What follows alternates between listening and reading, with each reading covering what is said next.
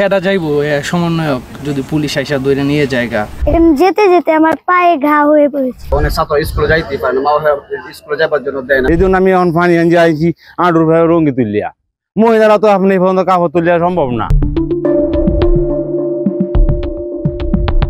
অল্প বৃষ্টিতেই তলিয়ে যায় রাস্তা, হাঁটু পানি ভেঙে চলাচল করতে হয় কয়েক গ্রামের শত শত মানুষকে। রাস্তার পাশ দিয়ে যাওয়া খালটাও দখল হয়েছে অনেক আগে। পানি যাওয়ার কালভার্টটির মুখেও দেয়া হয়েছে বাঁধ। সীমাহীন দুর্ভোগের কথা সংশ্লিষ্ট প্রশাসনকে জানিয়েও সমাধান না পেয়ে ফিরতে হয়েছে খালি হাতে, এমন অভিযোগ ভুক্তভোগীদের। তবুও দুর্ভোগ থেকে সাধারণ মানুষকে রক্ষার্থে আশ্বাস দিয়েছে স্থানীয় প্রশাসন। কিশোরগঞ্জ সদর উপজেলার রশিদাবাদ ইউনিয়নের সাদুল্লারচর বাজার হয়ে সালামের মোড় এলাকা থেকে শ্যামরায়ের বাজার পর্যন্ত প্রায় 1 কিলোমিটার রাস্তাটির বেহাল দশা দীর্ঘদিনের। অল্প বৃষ্টিতেই হাঁটু পর্যন্ত পানি জমে থাকে রাস্তায়। ভোগান্তিতে পড়েন কয়েক গ্রামের মানুষ। স্থানীয়দের অভিযোগ, রাস্তার পাশ দিয়ে যাওয়া এই খালটি দখল হয়ে গেছে অনেক আগেই। খালের ওপর রাস্তা ও বাড়িঘর নির্মাণ করা হয়েছে।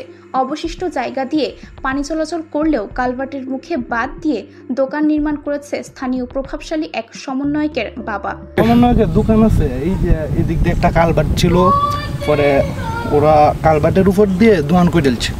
এখন আমরা কেউ কিছু বলতে না, সবাই বাচ্চারা বাড়িতেই, কেউ স্কুলে যেতে পারে না। স্থানীয় সমন্বয়ক আছে নিরবাসন সুজন, হ্যাঁ ফোন দিছিল ইউনু সাহেবরে, পরে ইউনু সাহেব ফোন পায়া চলে গেছে। সমন্বয়কের এই যে দেখা গেছে কেডা যাইবো সমন্বয়ক যদি পুলিশ আইসা ধরে নিয়ে জায়গা। এই প্রশাসন থেকে তো অনেকবার জানানো হয়েছে, চেয়ারম্যান আইছিল, আরও অনেক মানুষজন আইছে এখানে। মাসের পর মাস পানি জমে থাকায় বিভিন্ন পানিবাহিত রোগে আক্রান্ত হচ্ছে ছোট্ট শিশু থেকে বয়স্করা। স্কুলে লেখাপড়া করি, এখানে যেতে যেতে আমার পায়ে ঘা হয়ে পড়েছে। স্কুল, মাদ্রাসা ও বাজারে যাওয়ার একমাত্র এই রাস্তাটি সম্পর্কে প্রশাসনের কাছে অভিযোগ করেও কোনো সুরাহা মেলেনি। স্থানীয় প্রশাসন সরেজমিনে কাজ করতে এসেও সমাধান না দিয়েই খালি হাতে ফিরতে হয়েছে। বাধ্য হয়ে নির্মাণাধীন নতুন রাস্তা কেটে পানি চলাচলের ব্যবস্থা করেছেন স্থানীয় বাসিন্দারা। দীর্ঘদিন ধরে ভাই এই অবস্থা, রাস্তাঘাটে পানির লাগে যাতায়াত করতে পারে না। স্কুলের ছাত্রছাত্রীরা খুব কষ্ট হয়, ব্যাগদিনে ঘুরে যেতে হয়, আমরা নিজেরাই কষ্ট মাল লইয়া। এই রাস্তাটা রশিদাবাদ থেকে সাদুল্লাচর বাজার এবং বাগচান্দা ময়মনসিংহ জেলার সাথে সংশ্লিষ্ট। এই রাস্তা দিয়ে প্রায় প্রতিদিন 40 থেকে 45,000 মানুষ যাতায়াত করত। এখন এই রাস্তাটা এই বেহাল অবস্থার কারণে, জলাবদ্ধতার কারণে মানুষ যাতায়াত করতে পারতেছে না। সংশ্লিষ্ট কর্মকর্তাদের জানানো হয়েছে দীর্ঘদিন ধরিয়া এই রুটটা প্রায় 2 বছর ধরিয়া এই বেহাল অবস্থা। এই কলেজের শত শত ছাত্ররা এদিক দিয়া রাস্তা পানি ভেঙে যাইতে পারে না। মানুষের বাড়ি দিয়া ফেকা খাদ ভাঙে পরে স্কুলে যাওয়া লাগতেছে। অনেক ছাত্র স্কুলে যাইতে পারে না, মা বাবা স্কুলে যাবার জন্য দেয় না, কারণ এই পানির জন্য যাইতে পারে না। আজকে আমাদের দোকান পাটের যে বেচা কিনা কম, এদিক দিয়ে লোকজন আসে না, নষ্ট হয়ে গেছে। এখন ওই রুটে এক টোটালেই গাড়ি ঘোড়ার চলাচল তো নাই, মানুষ হাঁটার যে লোকজন আসতো ওরাও আসে না। সন্ধ্যা কাল ছিল, ওইটা দিয়ে পানি নিষ্কাশন হতো। বিশেষ প্রধান কারণ এখানে একটা কালভার্ট ছিল, সরাসরি ওই দিকটা চলে যেত। বিভিন্ন স্থানে বাধাগ্রস্ত হওয়ার কারণে আমাদের সেই দুর্ভোগটা হয়। 2 বছর ধরে আপনার এই অবস্থাটা হইতেছে, আপনার খুব ভোগান্তি হয় মানুষের। এই জন্য আমি এখন পানি আনছি আইছি আঁটুর ভাই রঙ্গি তুলিয়া।